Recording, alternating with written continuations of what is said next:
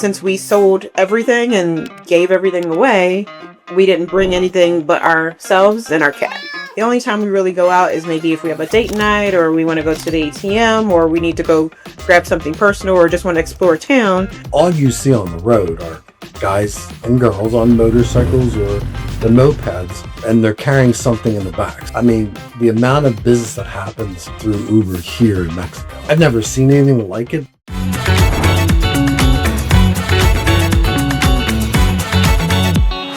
Welcome back to This Might Be a Bad Idea, where love, life, and chaos collide.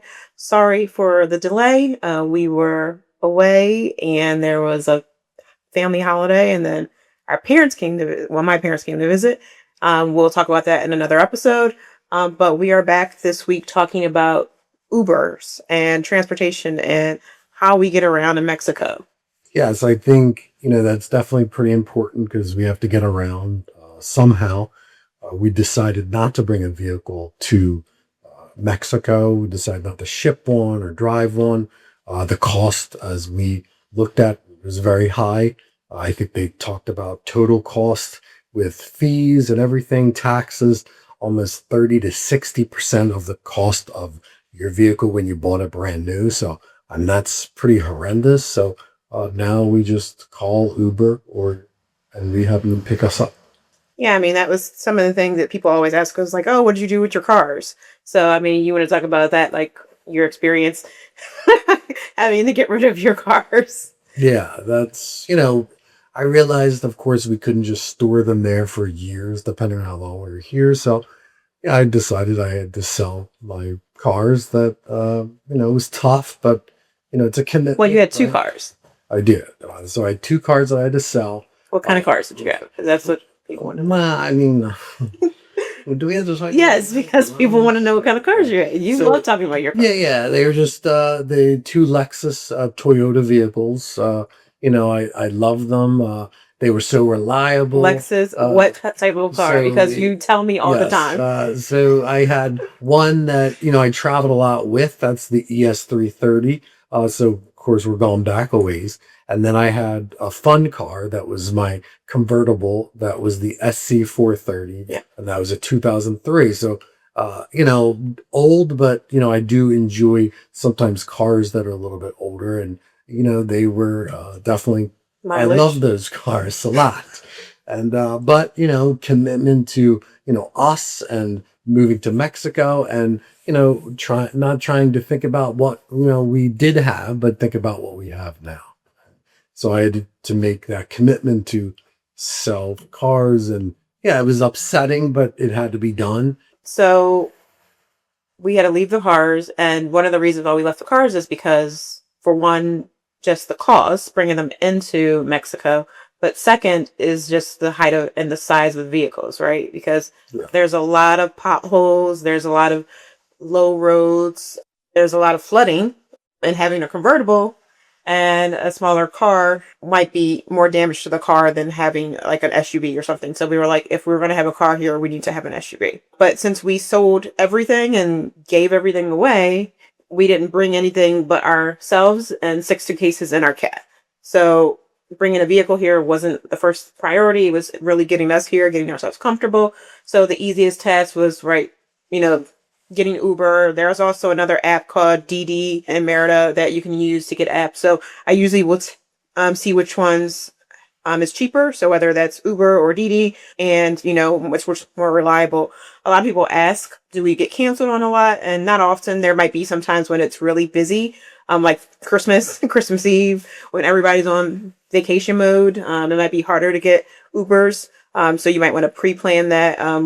We hired a private driver the whole time. My parents were here for 3 weeks, and that person took us to grocery shopping, took us on trips, and it was a reasonable rate for having him for us. I think we did like 4 different trips. Yeah. And speaking of that, talking about the cost, because you kind of think if you're Ubering, there's got to be a cost to it. Yeah. Right? I mean, the most amazing part is it's so much cheaper, of course, in Mexico using Uber than it is. And when I say cheap, I'm talking about 75% cheaper.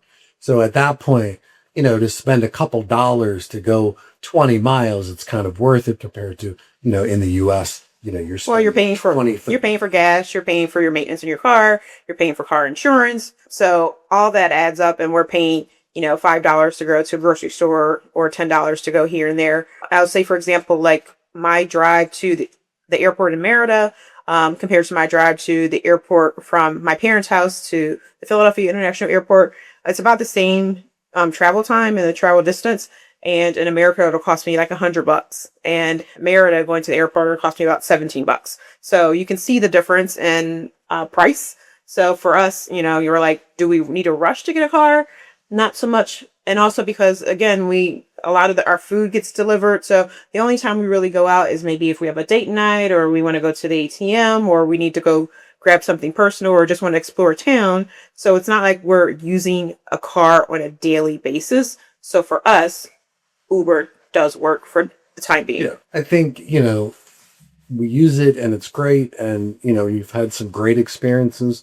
Then we've had experiences that were, a little iffy, I guess, off-roading, these gentlemen driving on dirt roads, so that's a little sketchy, but, they did get us there.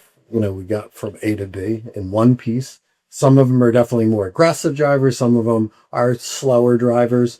But most of the part, it's been okay. I think, as far as quality goes, we have driven in very nice cars. Yep. And then we've driven in, cars that look like they just drove off from, a demolition derby. So, a lot of cars that you'd question and you'd probably get pulled over, of course, in the US, but here they don't really pull you over for things like that. So, but, overall, I think for the cost of it, but I think at the same time, of course, it's still annoying because, we can't just get in our car and drive somewhere like to the beach. Yeah. Well, the beach is always the hardest part because the beach is further away. Well, distance wise. So it's about 30 to 40 minutes to get to the beach. So that price is always going to be a little bit higher. So it typically will cost about $50 to go to the beach. Yeah. So, that is an added cost whether we could have a car and just hop and go anytime we want. So we have to kind of pre-plan that when we're thinking about that. When you're talking about safety, so it's funny because we'll get people who are, drive really, really slow and just kind of obeying the laws. And then we get people who are really aggressive. And it's funny because the people who are really aggressive are the ones who's like, here's my number. Call me whenever you get a chance or whenever you need a ride. We can do the same rates as Uber, but we don't have to do it through the app because obviously they want to get paid without going through Uber. And I have to talk about the one guy who... Did you accept that though? Maybe... Well, I mean, that's true, right? That's what it is. It happens everywhere. Yeah. So he would pick us up and we were going to... Where were we going? We were going to... Oh, I had a wax appointment and Jeff decided to tag along. And so we got in the car. He was already late because he was like, I've arrived. And I was like, no, you haven't. I'm looking at the map of where you are and where my destination is. And he's a mile away. So I'm like, you're not at the destination. This is where we are. On your map, it says where we are. So then he finally arrives like 10 minutes later than he was supposed to. And then we get in the car and then he's like over explaining like, oh, Uber had it on the wrong location. I'm like, dude, I can see on the Uber app, like where you were and where the destination was. They weren't matching. So then he gave us this whole story and then he was like, oh, I used to drive ambassadors around in Cuba. If you need a ride anytime, here's my card. And he was just like, really trying to impress us. And then we get in the car and he's driving through traffic. He's like trying to speed through the cars. And there's a big trailer truck in front of us. By far the most aggressive driver that we've had where I thought we were definitely going to crash. I really thought because there was a trailer truck in front of us, a trailer truck behind us. He's trying to weave through these trucks. The trailer truck is not letting him pass. And he's like trying to pull up on the sidewalk in order to side pass and get around him. And, that's not happening. And then so he has to slam on the brakes. So we're like jerking back and forth in the car. And I was like, oh my gosh, are we going to make it? I was like, it's not even that big of a deal if I'm late. I was like, I'd rather get there safe and alive. And he's like, oh, don't worry about it. And he's like, oh, traffic. And I'm like, yeah, dude, calm down. Like, it's not that serious. Everything in Mexico that we've noticed is like, slow down, relax. And here this guy's like, bam, bam, bam, bam, bam, let's go. And so he gives us his card and he was like, anytime you need a ride, call us. And I was like, okay. Yeah, no. Yeah. And then so we went out with some friends that night and then we called on Uber to come home. And then wouldn't you know it, it's the same freaking dude who drove us that Friday afternoon and was like, give me a call. And as soon as we get in the car, he's like, you didn't call me. And I was like, how Well, of course, he said that in Spanish, so I had no idea. yeah, he didn't know what he was saying, but he was like, you didn't call me. And I was like, and I was pretending to be drunk in the sleep. So I was like, I'm not answering this. And we drove in silence the rest of the way home. But yeah, we do get some really aggressive drivers, and it's always the ones who tell me to give them a call. Like the guy who drove our parents and us when we went to the park that morning, and he was like pretty aggressive. Did I go to the park? Yeah. Okay. Yeah, that was when we walked around town. It's a great time. Yeah, of course.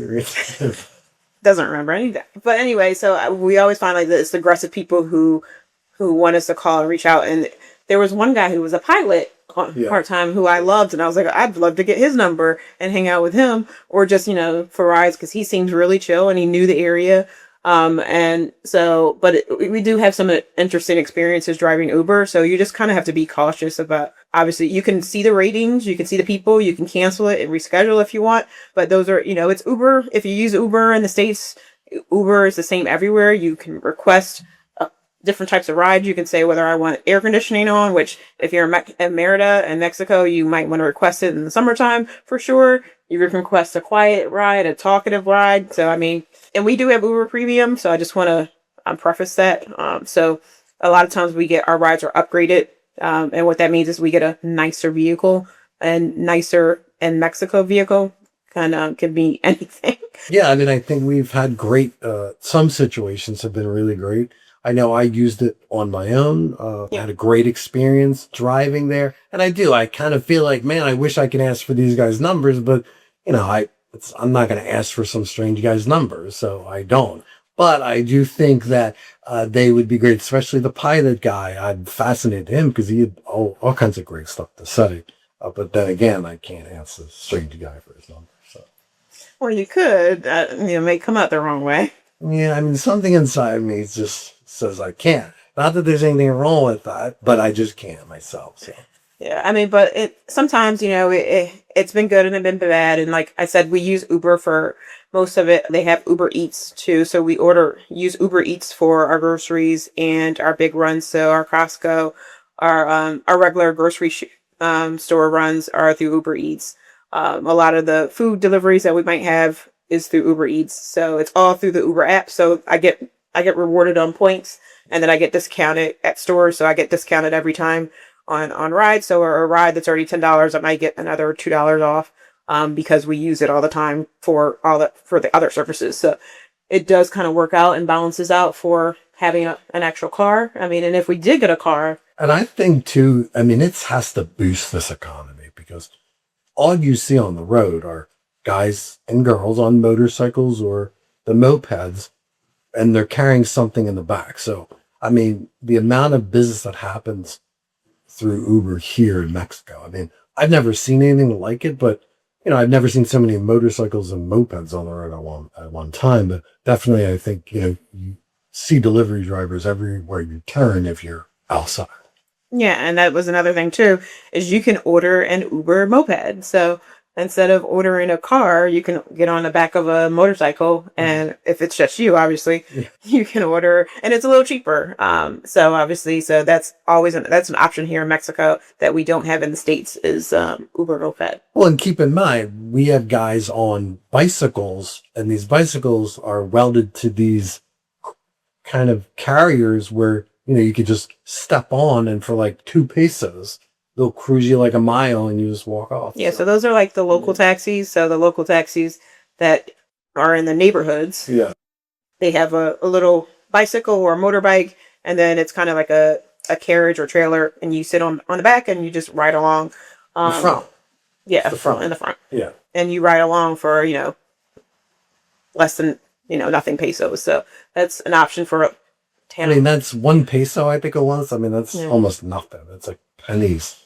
Yeah. It's very cheap. But of course you're on this bicycle and this guy's cruising down the road. And as we know, in Mexico, roads are really small. Cars do zoom by. So sometimes somewhat sketchy, but if you have to get somewhere, it's always a good option. Yeah. And then we did talk about if we were to buy a car. Yeah.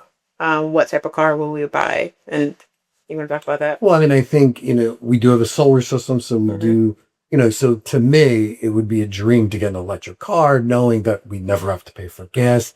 We never ever have to pay for, oil and antifreeze and things like that. So, to me, that's like a dream because again, we're just getting fueled by the sun. But, I guess we'll have to see. There's definitely a lot of brands out in Mexico. As everyone knows, China definitely has quite a bit of brands out here. I'd probably say the number one sold vehicle or manufacturer is Nissan.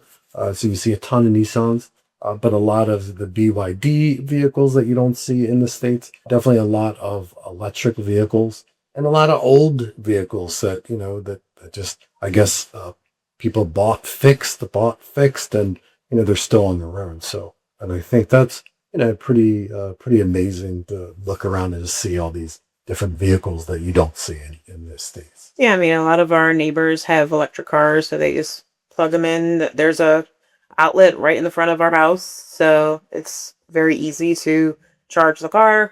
There's even people who've installed like the EV charging machines at their homes, so all that's possible. And obviously, we already save on electricity. We pay about $3 a quarter for our electricity, and that's really just giving that money to the CFE, and not really on what we use. So yeah, I mean, when we do buy a car, buying an electric car would make more sense than buying a car. Well, and the fact is, gas is $6 to $7 a gallon here. Yeah. I mean, that's crazy. Of course, in the U.S. we were complaining about 3 to 4, and then you get here and it's 6 to 7, and it's not like they got the same engines, right? And a lot of older vehicles that are just really burning gas like crazy, maybe V8s and V6s. So ultimately, to have an electric car and not pay any money for gas and not even fund the oil companies, I think that would be a joy.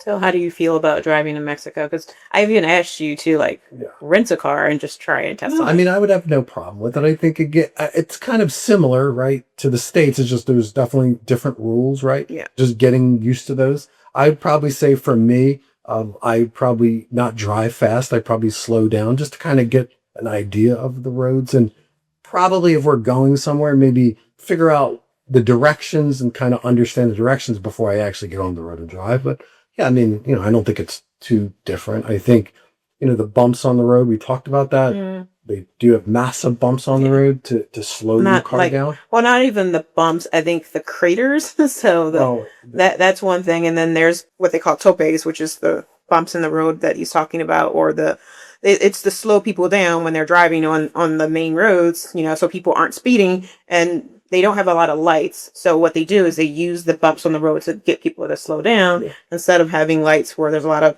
waiting, and it just gets people to slow down while they're driving. So I think on our main road, they just installed that like right after we moved in. They redid the road and they added all those bumps. These bumps, you're driving maybe 15 miles an hour, you're going to blow out tires. So, you have to slow down. You have no other choice. And yeah, there's not a lot of signage shows. So it's people just understand where the bumps are. So, I have to do that because, you definitely have to watch out because those bumps will wreck the bottom of your vehicle and you're not going everywhere. And like you said, that's the way. They don't pull you over for running stop signs because they'll put the bumps there and you have no other choice but to slow down. And it's something to get used to. But yeah, I'm kind of excited to do it. But yeah, like you said, smaller roads definitely flood a lot. So ideally it would be maybe an SUV-ish, a small SUV. Yeah. And I think that would be sufficient. But that's something, the road conditions are definitely a lot, definitely worse than, say, the U.S. Yeah, kind of like Dorian's car, maybe, like his size. Yeah, something that's got a little bit of height to it underneath. Because, those craters, they definitely don't really care if there's a hole in the street. They just drive around it. Yeah, I mean, so, and what do you think about driving here versus in the U.S.? So which would you prefer? Well, I mean, I'd say U.S. because I'm just so used to the U.S. And yeah, I mean, the difference, they definitely, the communications way better in the US, like a lot more signs, Oh, a yeah. lot more things. So you Well, there's really more understand what's traffic happening. laws, and people Yes. have to abide by them because they will get pulled over. Versus there are traffic laws in Mexico, but not necessarily have to abide by them because you're not necessarily going to get pulled over. So I think that's why there's a difference. And then the roundabouts aren't really big in PA. They're big in like DC and other bigger cities. But I mean, the whole place is roundabouts. So if you don't understand roundabouts, if you don't, you got to get aggressive with them because otherwise you'll be sitting there forever and there'll be people honking behind you. But so that's the reason why I won't drive. Just because I'm not an aggressive driver and that's the last thing that I want to deal with. But yeah, I mean, I think the biggest issue is that they're getting a ton of people moving here, and yeah, they're all bringing vehicles or buying vehicles, and they're just not widening the roads. In the US, they understand that. We got a big building coming up. We got thousands of people going through. We have to figure out if they can fit on these roads before we build the buildings, right? That's normally like here. There's, I think it's just happening so fast. right.